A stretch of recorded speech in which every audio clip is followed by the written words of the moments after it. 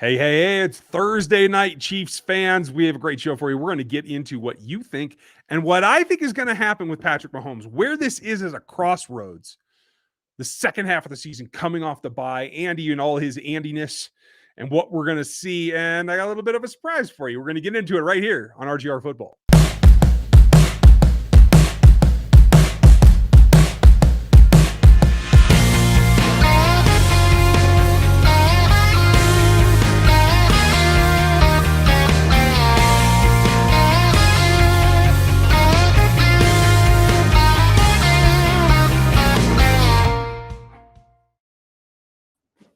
Surprise! Hey, evidently from the comment section and actually my text from my friends is I look terrible tonight, so my bandwidth is even worse than normal. So, hey, you got Dan as well. Hi guys. Kind of gave it away there with the banner that I didn't take down on the intro, but that's the way that it goes. Folks, Seth is on vacation, so he gave me a couple of topics tonight that he would cover if he were here, and we'll get back with him when he is back in town. The main one being Patrick Mahomes, and I'm convinced that after everything that we've heard from him in this bye week, that he's, I think, ready to take a step back towards not normalcy. It'll be a different kind of normal, but it won't be, I think, as frustrating. That's my expectation. We're going to get into it, go through with Dan, and then we will get to some of your questions tonight. It's not the true Q&A like on Monday night. You can see that up there. We do that every Monday night, and tonight as the second live stream. If you're not subbed yet, hit the like, the sub, and the bell notifications. So you find out what's going on because we have stuff all week long. A bunch of our contributors are in the chat tonight as well. Aaron Morrow, Stevie Keys is here. I'm sure Gooch will be in as well. Hopefully Jeff Porter will make it as well. I hope that you're all doing well. Dan, almost back to normal this week. How you feeling? I am feeling I'm almost there. Yeah, I'm ready. Finally back to football week, and I'm getting eased into it. I'm able to move around the house a little bit more. We're potty training the little one. It's difficult. She's finally starting to understand. Like, she only goes to the bathroom now on the toilet. So it's a work in progress. We're getting to the point, and now I have my puppy in here because apparently she's being annoying. That's the way that it goes. But no, it's doing all right, and returning to a little bit of normalcy this week with the game. And yeah, I'm finally at least trying to relax. It's not exactly not stressful when she, holds it all night and then refuses to go to the bathroom in the morning. So she's in pain and doesn't know why. And I'm just like, you have to go. This is what happens. You got to take care of business. And unfortunately, I think there's going to be some potty training in Denver as well, because this quarterback situation the Chiefs are facing is, it got bad fast. And I like Teddy. I like his story. And I like how resilient Teddy Bridgewater has been. Clearly, when you see him step into an offense like you saw in New Orleans when he had to fill in, it's a whole different thing than being in Denver, where it's not Sean Payton calling the plays or scheming the plays. Yeah, exactly. I think that really reared its head. And I know there's a bunch of Drew Lock fans out there. Everything that I'm hearing around town here is that it's lost hope. So for me, it comes down to the number one thing is Patrick being patient, because he's going to have an opportunity whenever it shows itself to take a lead, because I don't think that the Denver offense is going to be able to put out like they hope. And like maybe even we've seen this season. I agree with that. And the simple fact of the matter is that the Chiefs defense has gotten better. It's not the pushover that it was the first month of the season. They have improved dramatically. And if you guys saw my film review from yesterday, it's not just the passing defense, it's the run defense, which is getting them into those third and long situations, which are allowing them to tee off on the quarterback. They're able to do it all. And the Broncos have to run the ball to be able to get to what works well for them. The play action with Teddy Bridgewater is pretty much the only thing they have in the passing. They can't just drop back and pass. Teddy's not at this point in his career, since he's not in New Orleans anymore, he's not with Joe Brady, he's not able to really just drop back and pass the same way. It doesn't work that way. You have to run the ball, and he's got to be able to develop that play action off of it. So there's going to be, like you said, opportunities for Patrick Mahomes in this offense to chunk their way down the field. They have to take some of these drives. They have to make them long. You have to go all the way down the field. You're not going to get anything easy, because we all know that the Broncos are going to do everything that everyone's been doing except for the Raiders. They're going to make you go the length of the field. Hey, Gus, how you doing out there? Yeah, little shot. There you go, Gus. But they're not going to just let you do that. It's not going to be that way, but you're still going to be able to sustain drives, and you have to do what you did against the Raiders in that regard. Have some sustained drives, go down. When you're in the red zone, you have to score. They don't want this game to be close in the fourth quarter. Yeah. That's not what you want coming out of a bye. So I think that they're going to have to be better in the red zone than they typically have been this season, specifically lately with the offense. And that's going to lead to the confidence boost coming out of a bye that will get them through the last stretch of the NFL season here. Yeah, it's a great way to kick it off, in my opinion. I look forward to that. Bronco Week is a good thing, Cole. Travis, thank you for your support. We appreciate it, folks. If you want to help us out, support the channel and what we do and the whole crew around here, you are going to see later tonight from Gooch in his Rogue Life series. That's late night for the members only. You want to join the memberships, rookies and above, to get that. And then you're going to see Rogue Head Huddle tomorrow with Stevie and Gooch.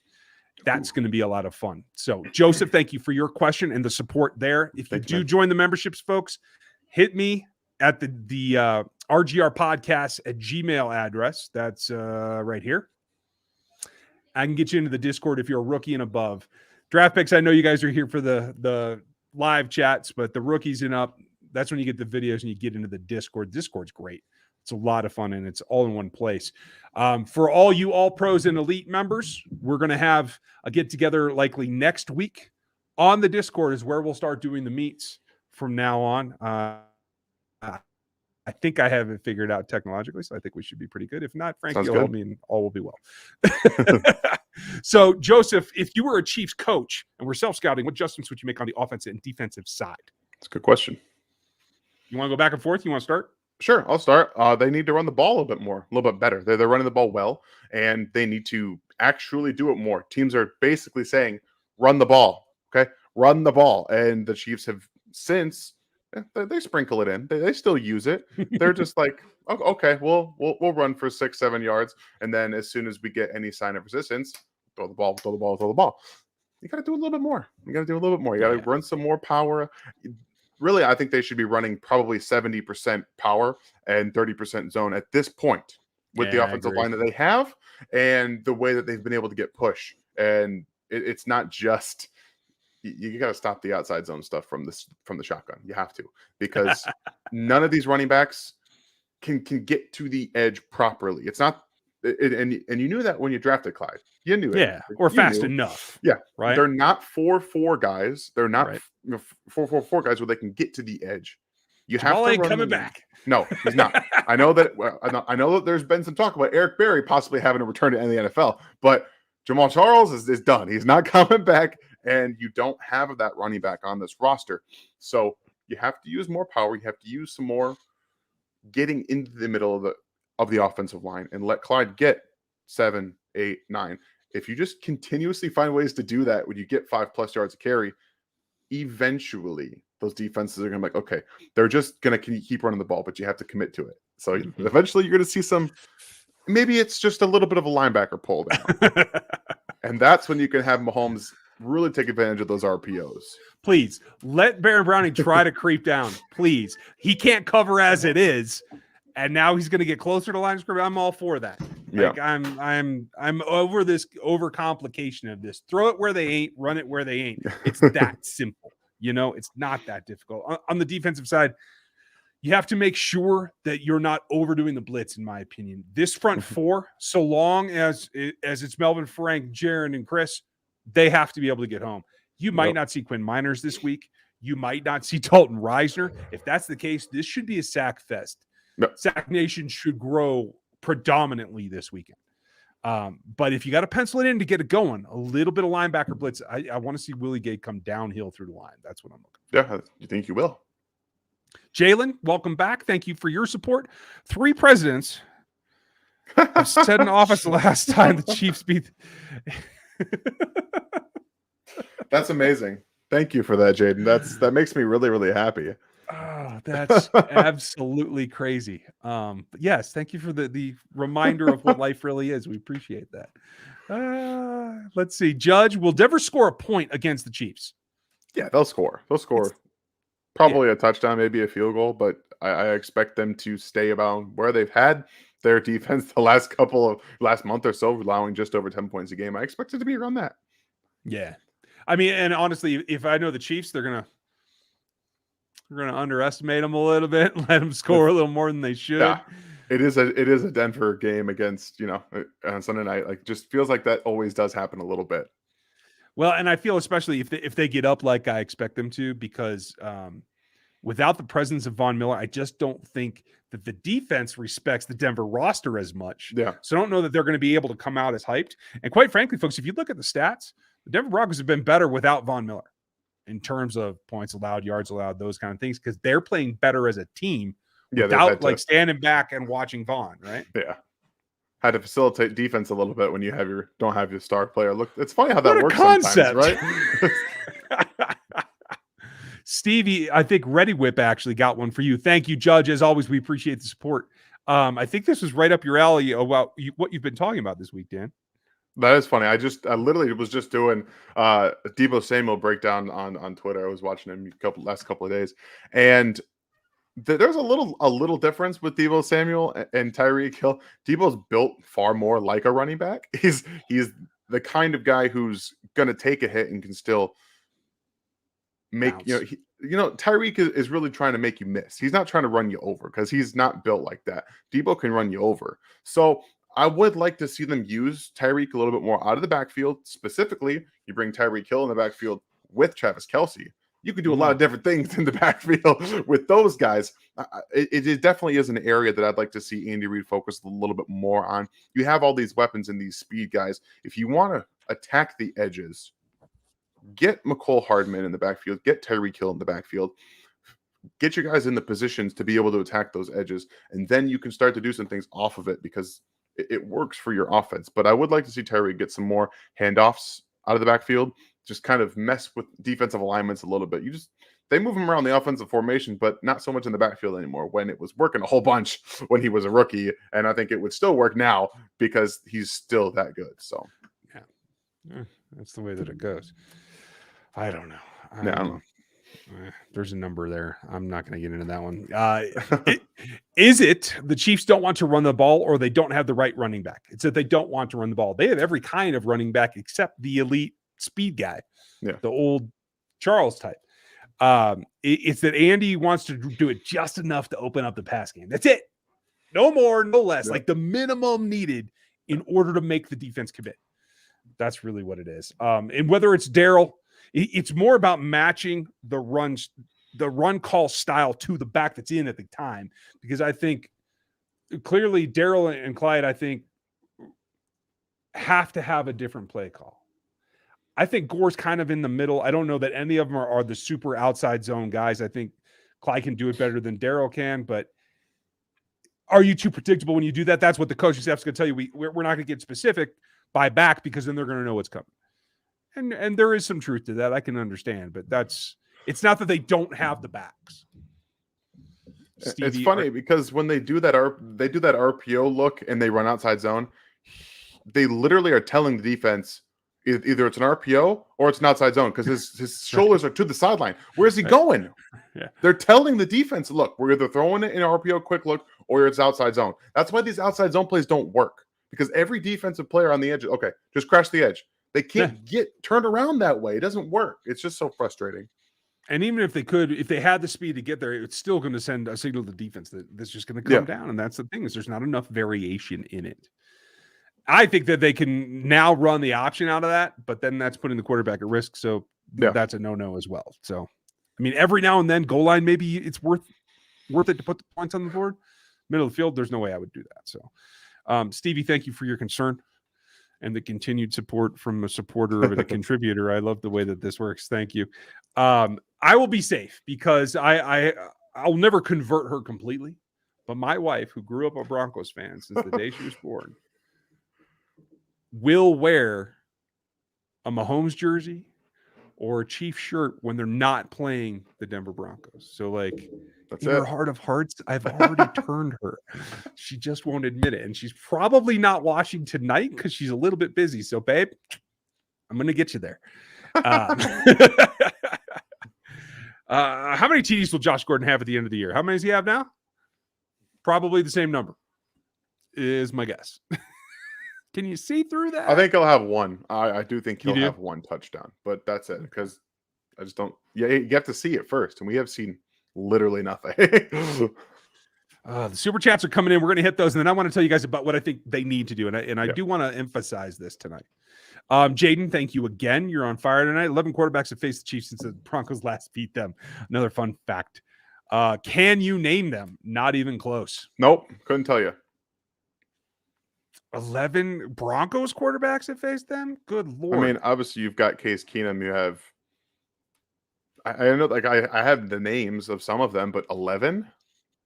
My head always goes to Kyle Orton. Sorry, I'm stuck in the past. So Brock Osweiler. Now James got another one. He's going to kill me. Does anyone know what Jamal No. Charles is doing? I just talked to Jamal like 2 weeks ago on a stream. He's doing a bunch of charity work, and he's got his own business up there. And that stream was for some of his contributors. He's keeping himself really busy. It's just not very public. It's Yeah. a lot in Texas, and good for him. I hope that he will eventually come back around and be visible, bang the drum and all those kind of fun things and that kind of deal. And that would be awesome. Right. I'd like to see him and Sherm together. Just asking. Holly, how are you? Thank you. Shout out for Tommy Townsend. Yes, not Thompson. You're right. I still have that in my head. Pete Townsend. That's what I gotta remember. Special teams player of the month. Yeah. I know, Holly. Like, he's got the hair and the award now. Like, I don't know what to do with myself. He's just good, man. Well, Holly doesn't know what to do. Just good. Holly, I need you to put in a good word for me too. I need Tom to come back on the show. I got some ideas for him, so I'm gonna be reaching out. Just keep your eyes peeled. I know that you're always paying attention to what he's doing. Okay, one more. Jane's got another one, and then I want to get into the topic of the night. Speaking of Kyle Orton, does anyone remember that 2011 Packers game? Yes. Packers fans will never forget it. I guarantee you that. Oh, man. I remember where I was too. Do you really? I do. I cannot tell you that. I was at a Christmas party, like a family Christmas party weeks before Christmas, obviously. So, and I was watching on my phone. I was watching the little ESPN game thing. Just like, they're going to beat the Packers? Like, what is this season? So I want to caution everybody, because I think this is an opportunity for Patrick, and Patrick in particular, because he's been patient, because we've seen him struggle with controlling himself and wanting to go downtown. This is the game. This defense is disciplined. This defense is good. They're top 10 in a number of categories across the league. And last week, I think, showed you a lot. The veteran Kyle Fuller was the most targeted corner on this roster last week, and it worked. He gave up 9 of 11 targets. That was out of the slot. The rookie, CITN, whose dad you all remember in Chiefs red and gold, 2 picks, 1 for a 6, and nearly had everything covered. Rumor is here on talk radio and a number of other outlets is they want to put Pat Surtain on Travis Kelce. So the only thing I can say is, Patrick, this is your opportunity. Keep it tight. Keep it under control. Because Fuller will then have to go to the outside, there will be options deep. You will have your pick at times. So my concept is, you got to run the first 15, take a couple of shots. Run the first 15, take a couple of shots. Like, that's what I want to see him do, because that's got to be the process for him going forward. I don't disagree. I think that they can still attack Patrick Surtain. Myself, I don't believe that he's a match for Kelce at this point. Now, I could be wrong. Rookies are hard to judge like that. I think that he's very, very good. I think he's better covering receivers than he is covering tight ends, but he never really covered tight ends in college, and he hasn't exactly done it now. Right. I think that's totally fair statement, but I will say this. He's the most physical of their corners, and he dealt with physicality really well at Alabama. So if anybody can, on this roster for the Broncos, I think it's got to be him. But at the same time, if Travis slips up and lets a ball, If he has a drop or a slip through, he will take it to the house. He's also great at undercutting routes, especially if they're not going to play him tight on Travis. If they play in an off zone, he's going to have an opportunity to jump under routes. And that's the part that scares me. Well, if they're going to put Fuller in the slot, let's just keep Tyreek Hill there all day. Right? All day. That's exactly. What you do. Because then you can start running over routes, and they're going to have that safety come down. If you know that Kyle Fuller is going to be in the slot, but then that's where you can get creative. He's on the outside.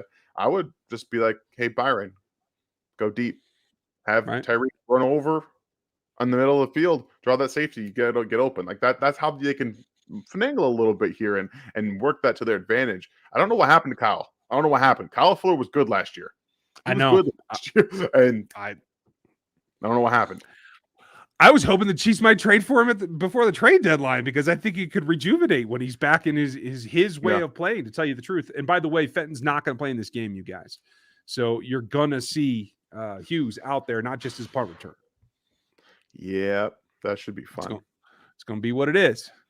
It's going to be okay because I don't think Teddy can deliver the ball that well to begin with. No, but I mean, he's serviceable. And you're going to find a mismatch. I think that if they find him on Jerry Jeudy on Mike Hughes, there could be some problems there pretty quickly. Yeah. I'll tell you a couple of guys to watch out from them. Like I like Hamler. I don't know if he's going to play. Albert O's been coming on for all you Mizzou fans.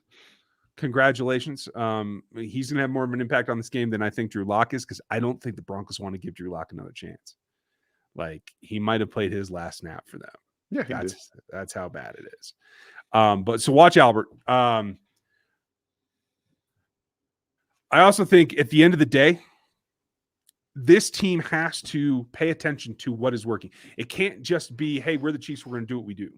Spags has got to pay attention, because the guy who had the most yardage last week, I believe it was, and the most targets in the passing game, also had the most yards on the ground. His name's Giovanni Williams. He's a rookie running back. Yeah. You got to know where he is. And that means you got to be able to cover him. And that means it's got to be Willie Gay. And Noah Fant's going to be on the field, so you're going to have him pretty much on the field all the time anyway. What did he play, like 8 snaps last week, though? I'm not so sure. He was on the injury report this week as well. I mean, the tight ends, either way, I think that Albert O is athletic enough to do some damage too, and I don't think they have a linebacker that can cover either of those two in Williams or Albert O / Noah Fant. So Willie's going to have to play a lot, I think. Yeah, I agree. Like, he should max out and be the highest linebacker rep guy out there. Jay, this is the injury that he had late in the game the last time we saw them, where he kind of had to crawl off the field. That was a weird one. Yeah, and I still don't know exactly what the injury is, because they haven't really been very forthcoming in the press conferences. So, big shock. We're going to have to play it by ear, but he did not practice this week. I mean, tomorrow's Friday. They're have a walkthrough, but that's not enough to get play ready, in my opinion. So what I expect is that Broncos will try to go at Hughes. Makes sense. So as long as the safeties are aware, as Juan's behind him, I think they're going to be fine. Are they going to end up playing some too high? Because, like, Tyron has had to make some big plays against Sutton in the past. I think they're going to have to be in more too high than we've seen them in the last few weeks, is my opinion. More likely, specifically because, like you said, if you're going to have Mike Hughes on the outside, you have to have someone over there shaded, and you don't want a safety, one deep safety shaded to the other side. Obviously, you're going to have matchups on the other side. So they're going to have to figure that out, and I think that you can get away with too high safety a little bit. You obviously want to play Tyron down a little bit closer in that Robert situation. So unfortunately, that does mean that Dan Sorensen's probably going to see quite a bit of time out there as a 2 deep safety with Juan Thornhill. So look for that. That should be fun. Interesting. Yeah, right. Let's see. Reddy Whip Fenton will not be back this week. He will be back at some point, yes. Hamler had a torn ACL. I'm sorry. I thought he was coming back from IR this week. Mope's done for the year. Okay, I didn't realize that was a permanent injury. I thought it was temporary. Okay, well, hey, take that off the list then. Mm-hmm. What is that? Is that 2 years in a row for him? Yeah. Well, he played on and off last year, but he did have an injury, yeah. Okay. Is McCole ever going to return kicks? He was good before he started fumbling. I mean, In an emergency, yeah, but that's not the goal. The goal is to keep Nope. him on the offense and let him, do something. Maybe the goal looks like to not play him because his snaps on offense have been dwindling. They just took his job away on punt returns. He's not kick returner. It looks like they don't want him playing very much. Yeah. Now, we'll see this week if they ramp up his offensive snaps, if they try to get more speed on the field horizontally with some of those drag routes. Or slants. I got no issues with trying to do that. But from what we saw over the last month, his snap counts have been going down. And then we hear today that Mike Hughes has taken his job as a punt returner. He just took it. He was benched as the punt returner. It's a little bit of a concern for him going forward. So now he's got to actually take these opportunities that he's getting and really make an impact on the coaching staff because you can't do it anywhere else now. Yeah. I mean, he's got to take advantage of it, especially if they move Surtain into the middle to take Kelsey on, then he's going to have a matchup he can exploit. And I think he's got to do that at times. He is, what is he sitting at? He's number 3 on the team in receiving yards at 424. That's not a step forward yet. Tyreek should go over 1,000 yards in this game. If Kelsey goes off, he will. He's about 179 from a grand. So we could see some milestones hit in this game. Who's a couple of guys that you're looking to step up? Maybe the bye week has allowed some reflection. Yeah. What changes? What are you looking for?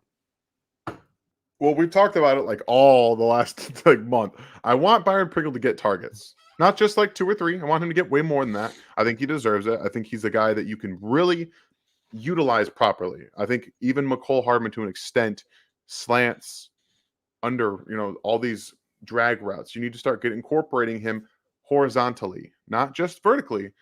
You want to stretch a defense. You want to start getting some deep shots. Stretch them horizontally. That forces people to move across the field, and you can then come back on some deeper over routes and take over where they've been. And honestly, defensively, I think I want to see Juan Thornhill be challenged. He hasn't been challenged. Yeah. Teams don't want to throw the ball down the field on this team. So as much as I think that you're going to have them come back in this game at some point, you have some weapons with Jerry Jeudy and Cortland Sutton that'll have opportunities to throw the ball down the field. Maybe if they can protect Teddy Bridgewater, I want to see Juan Thornhill get a pick. Really bad, because he's been one of the most under talked about players since he came back to the starting lineup, which is a very good thing. Yeah. He's doing everything he's being asked to do. He's doing a very good job of it, but teams aren't going at him, which I mean, obviously is a good thing. They don't want to. They don't feel the need to be able to attack this team down the field, but I want it so badly to see him get a pick. Just to really encapsulate his comeback from injury. It would really just do a really good job of doing that, and I would love to see it. Well, and to set him up for the postseason. You got to get on a roll. It's been so long. Like, you feel that drought kind of pulling on you. And I agree with you. I'd like to see that. Scott, we have no idea whether Long's going to play or not. We don't even know if he'll be active. All we know is that his designation in OTAs was offensive guard. Today, when they put it out, he was OL. Yeah. So that could just be a press department screw up. It could mean something. I think we don't know something. That. Well, they're going to have they have no backup tackle. Right. And that's exactly why I'm thinking, in case of emergency. Yeah. But we don't know. I mean, he's only been back a couple of weeks. From what I understand, he was moving around the scout team pretty well, but that doesn't mean that they feel that he's ready to be activated. Yeah. I don't think we'll know until game time. So we'll just keep an eye on that. Stack Bundles, thank you for your support as always. Let me see if I can get this pulled up there. Yes. Thank you. I think Dan and I are probably going to differ on this one. First rounder. The Chiefs' first rounder in 2022 for DK Metcalf. I know I just shook my head. I mean, no. I don't. So here's my thing about DK Metcalf. Great player, okay? He's a diva to some extent. I think if you watched the Monday night game at all, okay, he wasn't getting the ball. And then in the second half, they started to force him the ball. Mm-hmm. When you have a dynamic of a player like that who demands the football when he's not getting it, Now, there's a whole lot going on with that offense. It's bad. It's bad. It's bad. But you still have someone that comes out saying that his needs are greater than the team's needs and says, I need the ball, even if I'm being double covered, or I'm not open, throw me the ball anyway. That is a dynamic I don't necessarily want on this team. And I think that there's other ways to address the team with your first round draft pick outside of a DK Metcalf, because there are other areas, defensive end, linebacker, even depending on who falls, and some other areas that you need to address and start getting younger at positions with that first round draft pick. So I'm going to say no. Yeah, I completely agree with you. I will give DK credit. He has expanded his route tree since he came in the league. Yes, he has. But he still only runs about 4 routes well and doesn't rely on his athletic ability at the catch point. And he's not getting free releases anymore. People have realized that if you jam him at the go, he can't run away from you because he can't get off the press. He's not doesn't have good hand work, which is right. He just relies on his physical ability way too much for me. And that's why you see guys like Chris Olave so good in their stem, because they're not as huge as DK Metcalf is. So they have to work the press, they have to work the hands, and that's how you get guys that have the ability to just get open. Because when you work your hands, you're able to do so much more. And DK Metcalf basically just says, I'm going to overpower you. I'm going to try to run through you. And if you just jam him, he's just like, oh. Now what? Where do I go? Wait, I'm fast and big. Hold on. I know a lot of you guys are fans of his. He is a specimen. But as much as like, I do admit he has expanded his route tree, it hasn't expanded to the point where he can run in this offense and do all the things that he has to do and make the side adjustments and be able to take what should be or is designed to be, a dig or a post route and turn it into a deep over, because that's what the defense is giving you. That's the part that I just don't think fits. It's the same problem that McCole has. Yeah. I don't think that's going to be traded, and I especially wouldn't give up a first rounder for him. When he's a free agent in 2 years, I'm all for it. Somebody else is going to pay him a ton of money, though. It ain't going to be me. Yeah, it's not going to be the Chiefs. I can tell you that much. They're going to be paying Tyreek a bunch of money after this season. So yeah. Frey, I'm not into petitions, but what are you looking for? Both Andy and Pat to distribute the ball. Honestly, it's frustrating to watch. Yeah, I agree with you. And we've talked about that's what they need to do is get it around. Patrick hit, I think it was 7 receivers against Dallas, but it was like one each, and then Hill and Kelsey. So like, it's got to be more volume there as well. It's not just number of receivers. Because you had Gordon had a target early in the game. Byron had his big play that was drawn up for him that was executed perfectly. Didn't go back to him all game. Like this is the kind of stuff that is so frustrating when you see it like, oh, they did that for Byron Pringle and it worked because the attention went to Kelsey and Hill. Guess what? He's wide open. But they didn't go back to it. So I truly believe, and I know that I'm sounding like I'm just beating a dead horse here with the whole Byron Pringle thing. Attention, what's called gravity, okay? It's defensive gravity goes to Tyreek Hill and Travis Kelsey. Use it against defenses and start to kill them with other players.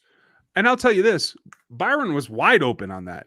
You can run the same combination or something similar with Josh Gordon where he doesn't have to have as big a gap and he can still be productive for you. Yeah. So rotate those guys. I think those are the two. Those would be my 1-2 punch to take the third spot. I'm sorry. I just clicked off the one I was going to answer from Caden. I think that's exactly what Dan was talking about is more jet sweeps. Get some behind the line of scrimmage action, pull down the defense, and that's going to help set you up. Aaron, thank you for getting me this. Someone asked, after the seasons are over, what are the odds the Chiefs draft or go after a big man? I don't know what to think of Josh Gordon. Nobody does. Yeah. Andy Reid's not a big man type of receiver guy. That's not what he's all about. He would rather get speed on the field if you're a good combination of speed and willing to block, you're Andy Reid's type. Like that's what he wants in this offense. I would like to see him adapt some of the ways that he addresses wide receiver. I think that I just got done evaluating Chris Olave. I did 4 games of him. Okay. While I have some worries about his ability to be a true 3-level threat in the NFL. I don't think he's got much top gear. I think his yak ability is almost non-existent. But he reminds me of Adam Thielen. The Mm. man just gets open. Okay. That's extremely valuable in today's NFL. When you have a speed guy in Tyreek Hill and you have a Travis Kelce who's going to get attention, if you have somebody that just you ask just to get open, it's so valuable to this offense. So he doesn't have the speed. He doesn't have that yak ability that you see from Tyreek Hill or even McCole Hardman, but he's going to see one-on-one situations in the NFL, and he's going to get open just because he's so good at the hand with his hands, and he's a technician. So that and a little bit more jump ball ability, since you already have Josh Gordon, I think can really help this offense change, adapt to what you're seeing, and take advantage of the things you already have by sprinkling in things that you don't necessarily do all the time. Yeah, I agree with you. That was very Thank you, long-winded, Slinger. but yes, thank You got so there. much. It's all right. Appreciate it. Claude, I'd be interested to see what these guys said, but I know Nate and Josh, and no, there is no threshold given Frank's salary that they can keep him. There is one threshold. What is it?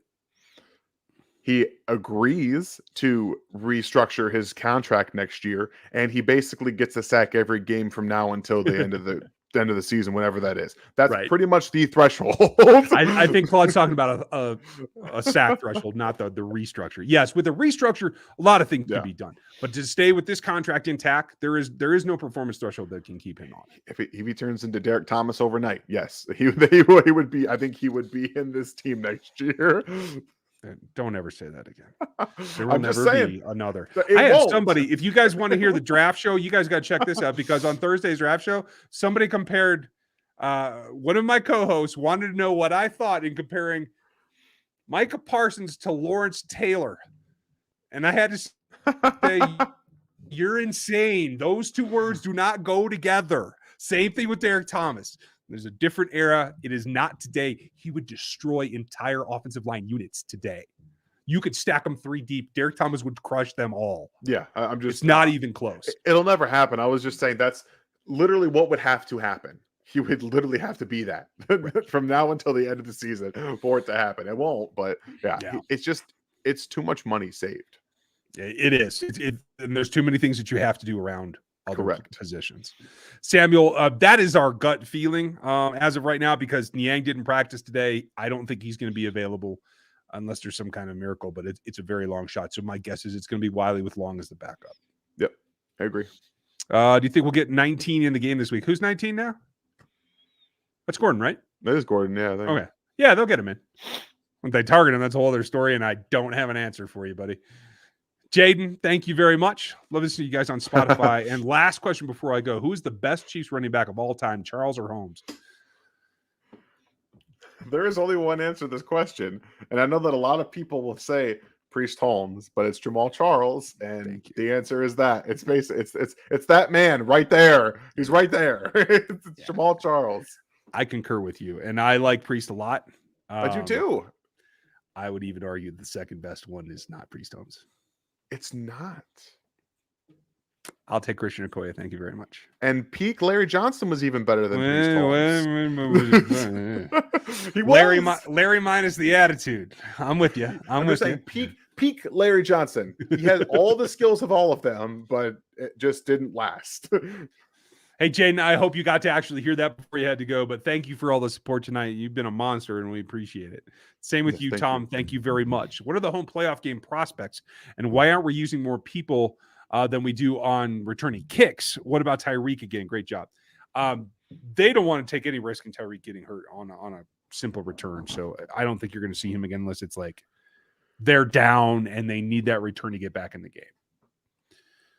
Home playoff game prospects right now, as it sits today, they are the number 4 seed, which means they'd host a wild card. Yeah.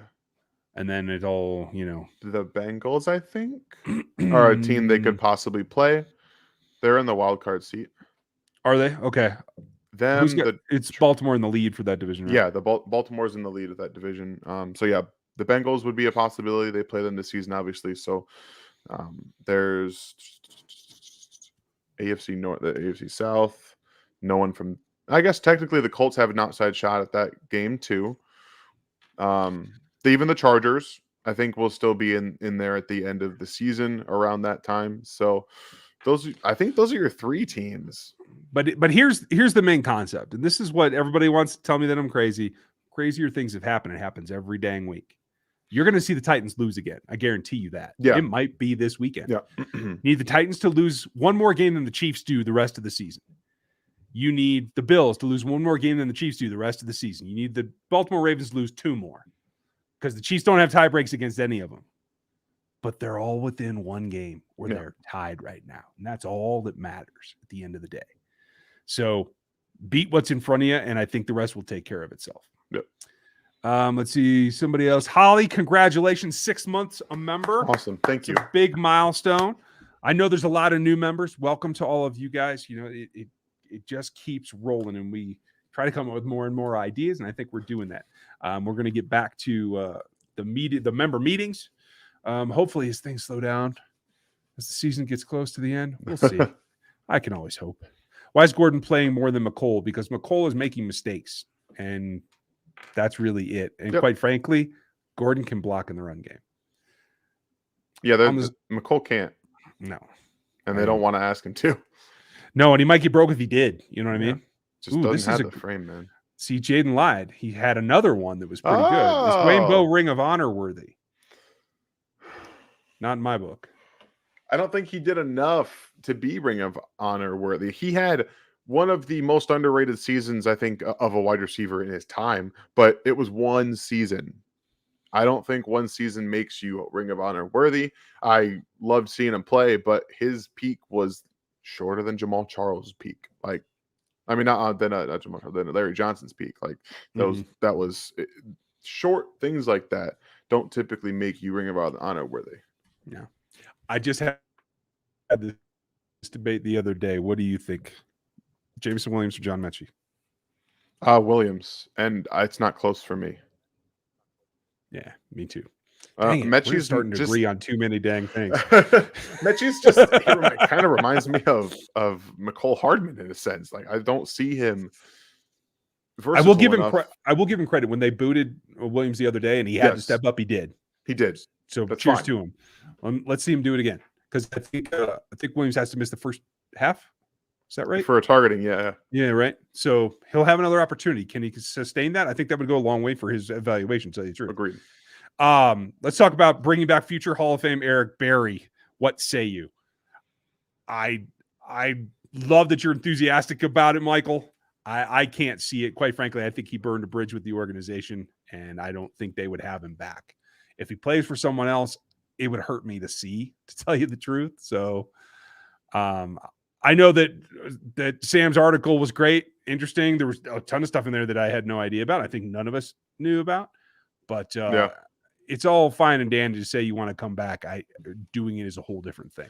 Yeah, I think it's more of Eric was probably reflecting on his career. Didn't like the way it ended, which happens for a lot of guys. And he's talking about, trying to make it possible in his head a comeback because he wants to correct some of the things that may have happened in his career. But again, bodies, especially after what he went through, I don't think his body would allow him to play the NFL even 50% of what he was. I just don't see it, and he may be doing a disservice to himself if he thinks he can do it still. But I'm glad to see that he's better. He's doing better. Yeah, that's what really matters.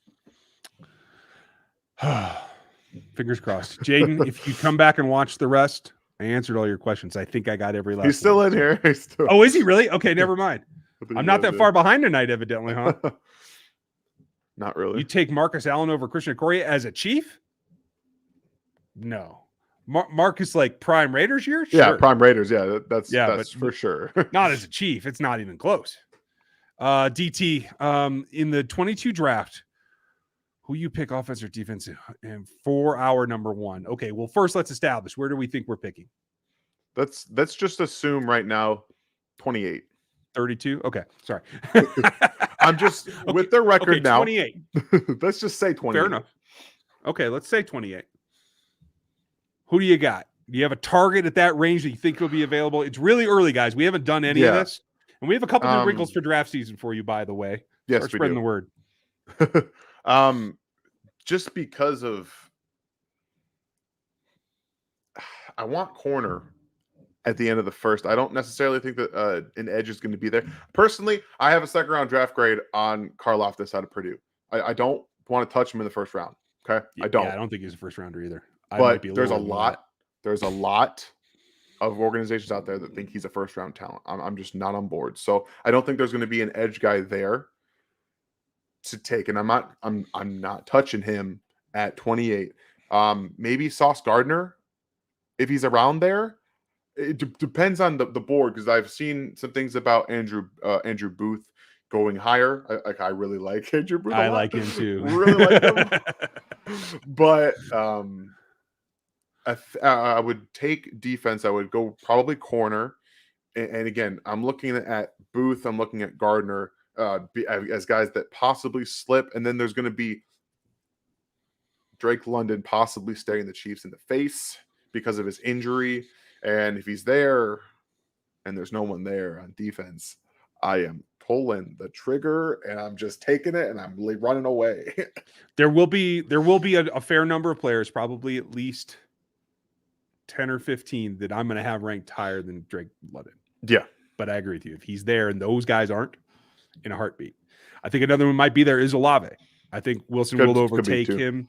Wilson should be the number one receiver off the board, in my opinion. But yeah, I think I'm with you there. There are a lot of big X's, though, that can play a partial role that don't have to be superstars in this draft, though. So, like, I'm bullied by that. Like, I think Justin Ross is going to be a third-round pick, and I'm really interested at that level. You know what I mean? If he's there, that's the thing. Is it all comes down to the interviews and the medicals with him, because his tape is not going to tell me anything. I'd rather go back and watch his tape before he got hurt to see what he was, because he doesn't look the same this year. And I don't know, like I said, whether that's the offense or whether it's just him not fully being back yet. So it's all about the medicals and the interview process.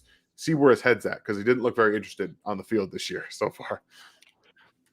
I mean, nothing against Ugalele, but I can't really blame him. No, I don't either. The offense is bad. It's not good. Yeah, I mean, hey.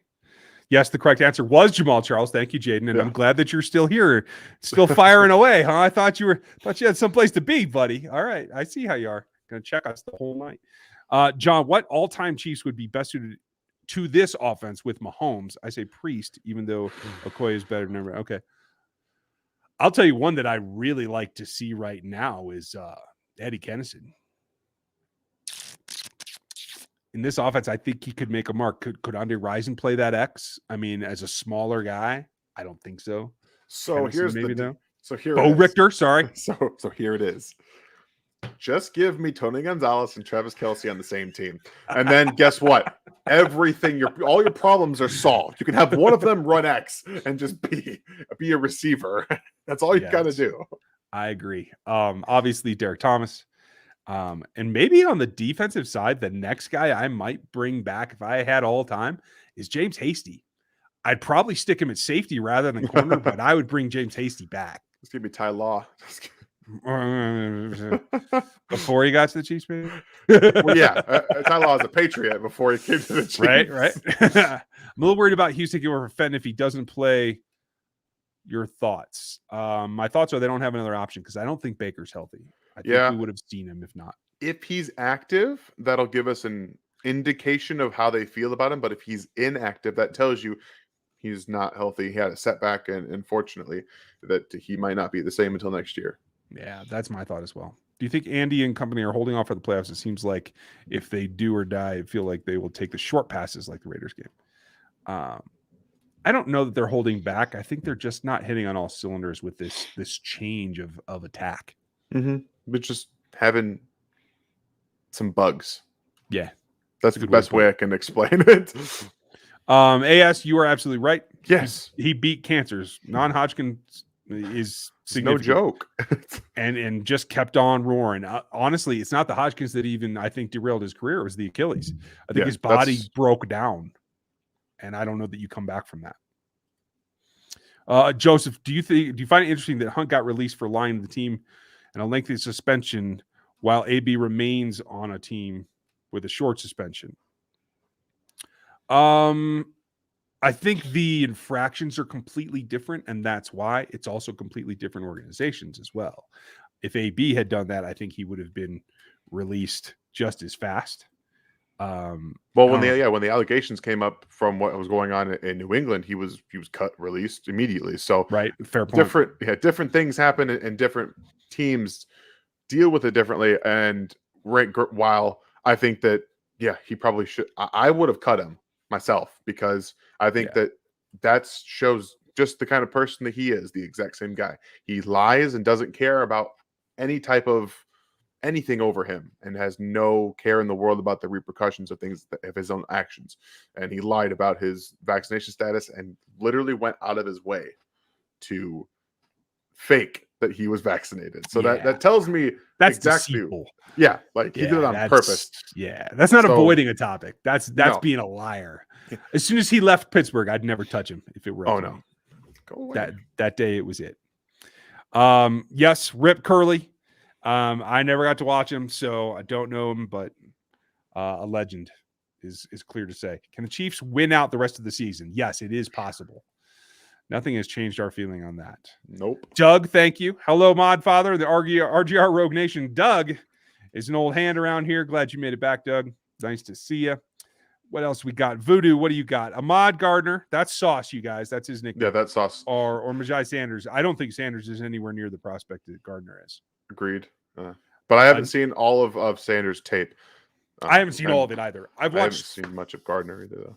3 or 4 live, I think. If anyone's got tape out there, by the way, please, I am right. If you have all 22, we're happy to share and trade. I'm dying. I will tell you this though. Sanders had a pretty good game. Was it last week or 2 weeks ago? And they're going to get a shot at the playoff of some kind. Yeah. If he can raise his game, I think he can significantly help his stock. He's going to have opportunity if you're going to be able to play in the next couple of games here.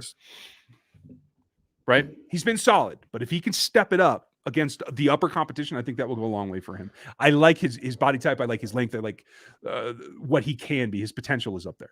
Yeah. Doug, thank you very much. For sure. If you guys would please listen to Doug. Some people might say smash. I'm not much of a smasher myself. It is what it is. Michael, it's pretty juicy. It might score. It is pretty juicy. That's true. Michael, if when the Chiefs get into the playoffs, when the games come down to the wire, will we continue to see Sorensen and Neiman? Will they ever pass the torch to the younger, much more competent players? That is the $1 million question. I hope that as the year progresses, that Willie and Nick are overtaking those guys in the confidence of Spags. That's, I think, what it comes down to. And in the moment, I think it will come down to Spags' gut. They like the fact, and I will say this too, I can understand from this perspective why they still want to use him, because it does give you the rotational advantage of keeping Bolton and Gay fresher by having a package where they get to come off the field and rest a little bit. And especially if the Chiefs struggle again, where they're on the field for 50, 60 snaps again, that becomes more of an issue. But I just don't think we'll know until we know, bud. Yep. Joseph, what is your opinion of drafting Jalen Petrie, the safety? I have not watched him yet. I was about to say, I'm trying to figure out exactly where he's from, because I've heard the name Baylor. Okay. I see Baylor, unfortunately, as a bit of a paper tiger myself. I haven't been overly impressed with them when I have seen them live, and I've only seen them live. I've done zero film on them. Yeah, I know this is bad practice, so just don't. I haven't seen much of him. I'm not a huge believer in Big 12 corners and safeties. But it's like you've watched Big 12 film before or something. I mean, that doesn't mean that when I watch the tape that his intangibles, aren't there. That's not to say that at all. It's just first reaction to see he's from Baylor. I'm just like, but I was like, we always say, don't scout the helmet, scout the player. So exactly. I'm giving you my first reaction, and I will watch the tape because I'm not just going to do that. It's like people with Ohio State quarterbacks.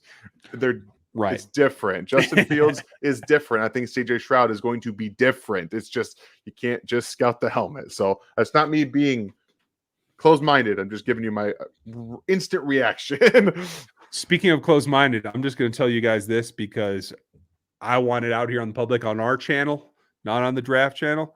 Jackson Dart will be a better college quarterback than Caleb Williams. I'm going to tell you that right now. I agree. I love Jackson Dart, and I'm so upset he got hurt. Yeah, but I mean, Lincoln's Lincoln, and I don't think Caleb's going to go to USC. No, they have Dart, and they just got Malachi Nelson. Malachi Nelson. Yeah, he's. Yeah, Caleb isn't going to play. Ain't no room. He goes anywhere. He's not going to play. The bus is full in LA, buddy. Scott, I think we'll see if Baker's healthy. Like we said before, we may see him. Fenton doesn't have any effect on whether Watts plays or not. It's strictly confidence in Dan Sorensen that affects whether Watts gets on the field or not. Turn SNF. Ravens at the half were 7-3, but listed as the 1 seed, even though Pats Titans were both 8-4. Yes, it's because less losses. Yeah, well, right. But teams are ranked officially by their win percentage. So the losses is what made that difference. Once all the games and everybody's played the same number of games, it'll all even back out. But that's just because of where they are with the bye weeks. Steve, is Patrick learning how to play small ball? Will this help or hurt him? I think honestly, I don't know that he's learning. I think he's trying to learn and he doesn't want to. I don't think it's going to hurt him though in the long run. I think if anything, like if he can learn to just get the ball out and not take the hits, I think that's what small ball is for right now. Take that away and that will help him in his total longevity is my thought. Yeah, if he was like really learning how to do it and taking what the defense is giving him, and if Andy was helping him with some of these play calls, I think it would help open everything up. But I think that he, as well as Patrick, are on the same page in wanting to push the ball down the field, and that's as much as an indictment on what they're doing right now. It doesn't help anybody really learn, and you have to be multifaceted in the NFL. So yeah, we'll see. That's for sure. Sean, were you? Hi. Good job. I know she can't hear me. I keep yelling in your ear, Dan. Sorry. How surprised you that Fisher was able to come back so quickly? A little bit. I expected him to be more of a mid-season ad. He certainly rehabbed well, and maybe that wasn't as a complete tear as we thought it was. Cheers to him. Bye. Night-night.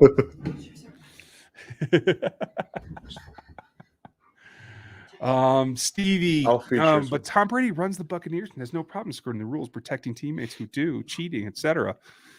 That's a very good point. I don't know if it's just so blatant that other people had evidence of the Antonio Brown infractions and stuff. Making up a fake card sounds very AB. Maybe so much so that you can't ignore it like you do at the NFL front office. I don't know.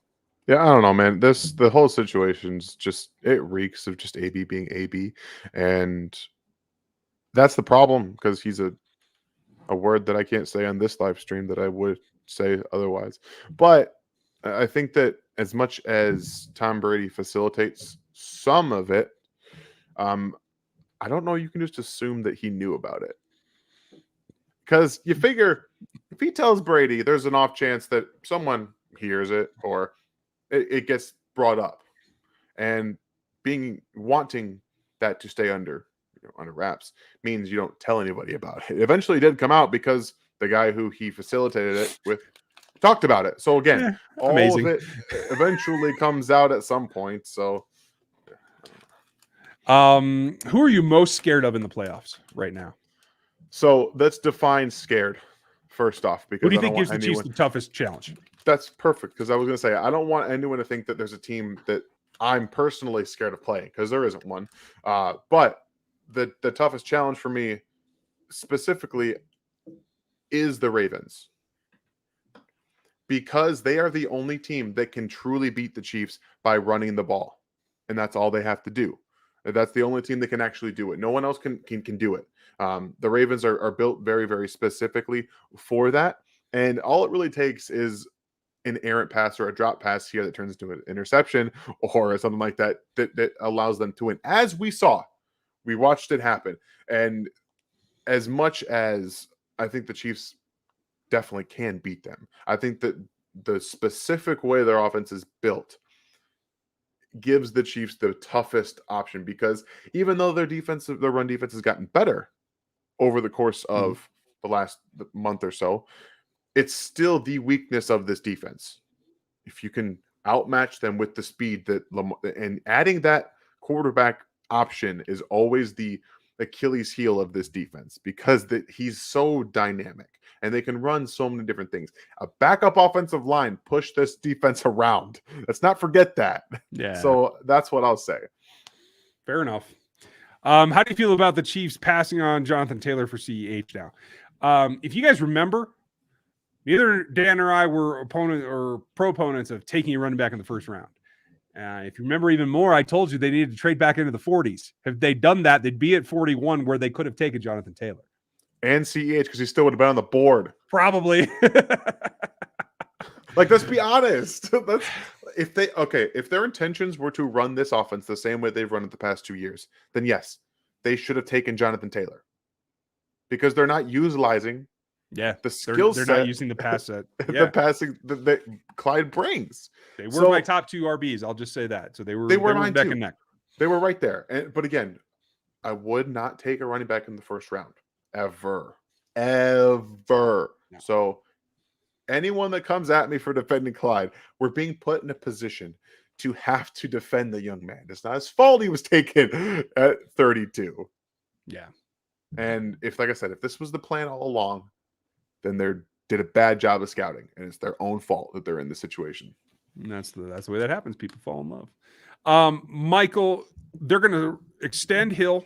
So that'll be taken care of. Hardman is still under contract, so he's not going anywhere.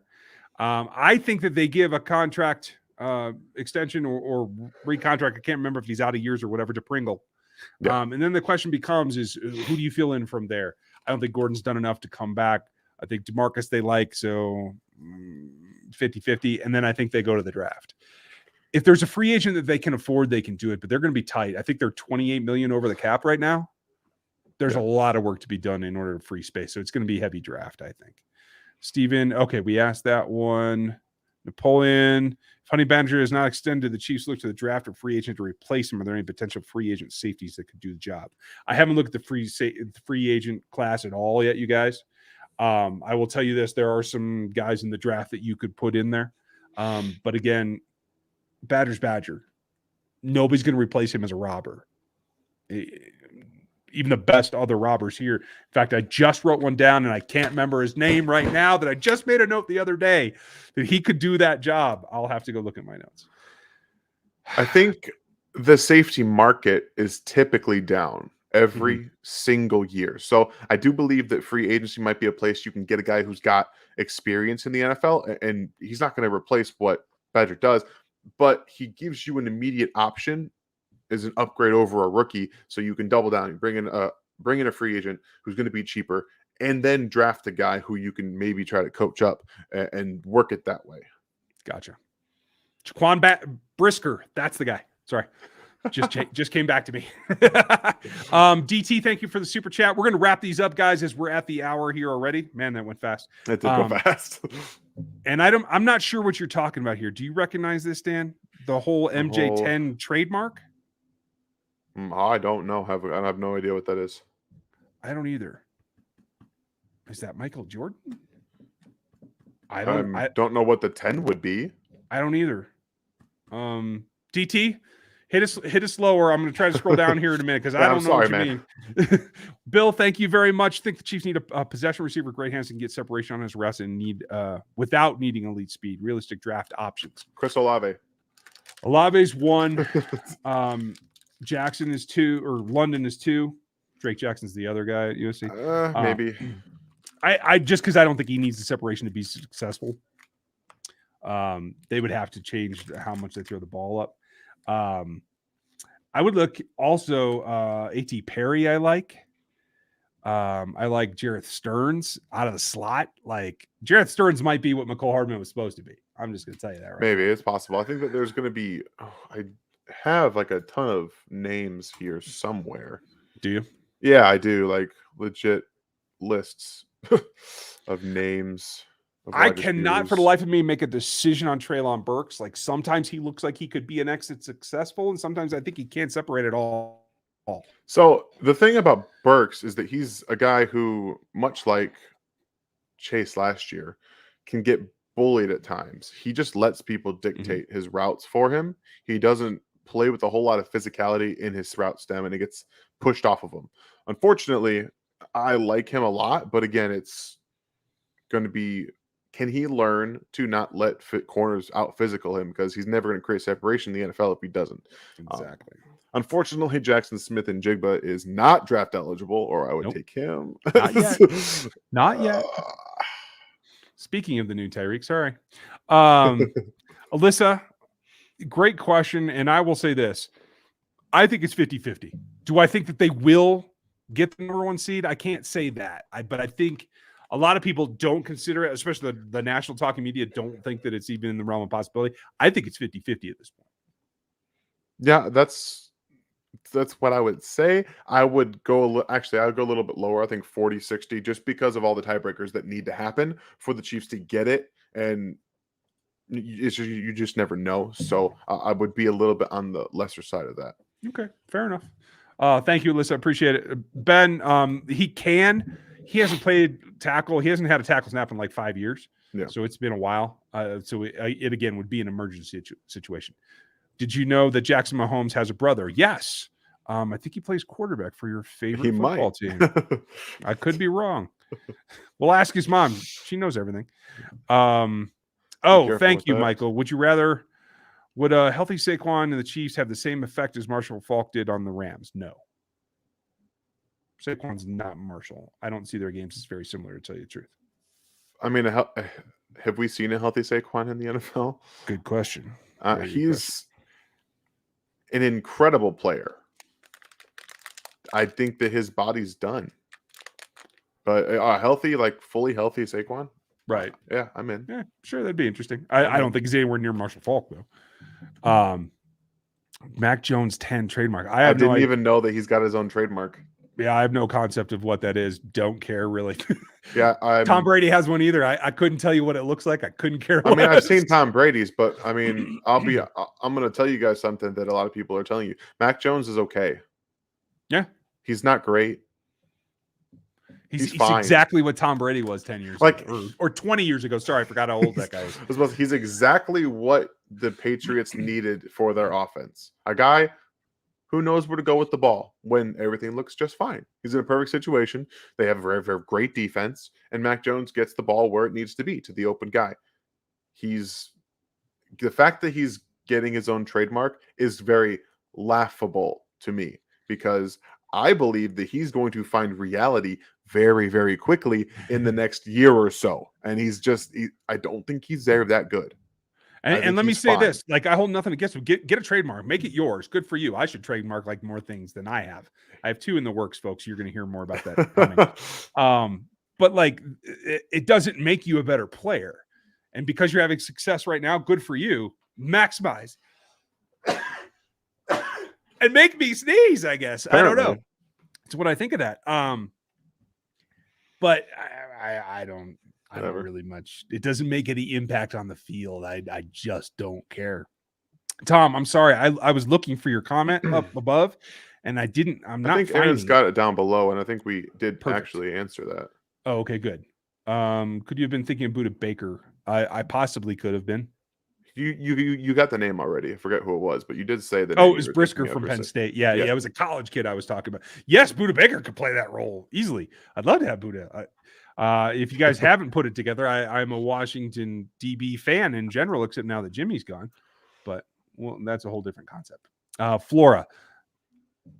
Oh, don't need it. Okay. We did answer the super chat. Okay, good. Okay, just wanted to make sure. So. I'm pretty sure. If not, Aaron said, what possible ceiling for pass this one? No. Per game for Patrick in the remaining games? Can he hit 500? No. That would require some of those big plays in every single game. And it would require teams to voluntarily do what the Raiders did every single time. Now, the Raiders game, I think there's 500 yards to be had there. Yeah. There was a lot of points left on the field. Yeah, I agree. Looks like he has something else too. What are the home playoff game? Okay, we did get that one. What about Tyreek again? Yeah, Tyreek as a returner. Returning. Yeah, right. Okay. I'm with you. All right. So it took a little bit but we got there. Bill, thank you for being in the memberships for 2 whole months. Appreciate it. I appreciate that. You guys, I hope this was fun. I know you were looking for Seth. He should be back next week. We'll see if he makes it back from Florida live. I don't know. We'll find out. But he's with the family, and that's good for him. And we need a happy and healthy Seth Kaiser. We need Dan Harms in the same situation. He's on the mend, Dan. I appreciate you taking time to be on. No problem. I'm almost there. We're doing a good job, and we're just slowly working our way back. Right. Last question, because Andrew threw it in here. Any thoughts on Josh Jackson?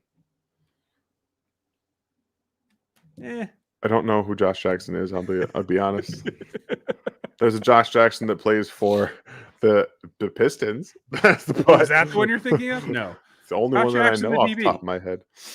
Let me double check that now you got me wondering if I have the guy right, but I'm thinking Josh Jackson, the DB. It's possible. There's so many names. Yeah. If you're talking Josh Jackson that's on the practice squad, you guys, I don't think he's actually on the practice squad anymore. I think he got released a couple weeks ago. I could be wrong. I'd have to double check that. But I didn't see a whole lot of upside when he got signed. So that's where we're at. Hope you guys have a good night. Roguehead Huddle tomorrow. A couple of hours, you'll see the Rogue Life, not safe for work, after nightfall with Gooch. And then we'll have the picks pool for the members on Saturday. Join the memberships down below Dan or next to the thing. You'll see a join button. And if you do join up at the rookie level or above, so you can get the videos in the Discord, hit me with this, because that's the only way I can get you the invite is if I have your email. Let me know your username, and we'll get there from that. Other than that, another week down, we get to see another ball game. It's going to be a late one. We'll be live late after the game. We'll be there. I hope that you guys have a good weekend. Enjoy yourselves. You too, Dan. Thank you all for watching.